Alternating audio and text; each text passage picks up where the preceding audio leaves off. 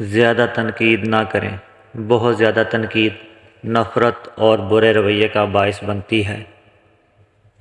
ان گناہوں سے ڈرو جو تم چھپ کر کرتے ہو، کیونکہ ان گناہوں کا گواہ خود اللہ ہے۔ مایوسی کفر ہے، تم فکر نہ کرو، تمہیں وہ مل کر رہے گا جس کے تم مستحق ہو۔ بھلے حرام غذا کو ہزار ادب سے کھایا جائے، پھر بھی وہ بے فائدہ ہوگا۔ گفتگو کرنے میں سب سے پہلے نیت کی درستگی اور قلب کی پاکیزگی ہونا لازم ہے، اور وہ گفتگو اللہ کی خوشنودی کے لیے ہونی چاہیے۔ سوتے وقت دل میں کسی بھی مسلمان سے حسد، کینہ اور بغض نہ ہو، اور دل میں دنیا اور مال دنیا کی لالچ نہ ہو۔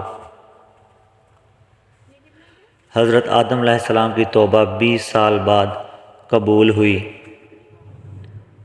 اپنے اندر کی برائیوں کو دیکھیں اور دوسروں کے اندر کی اچھائیاں دیکھیں۔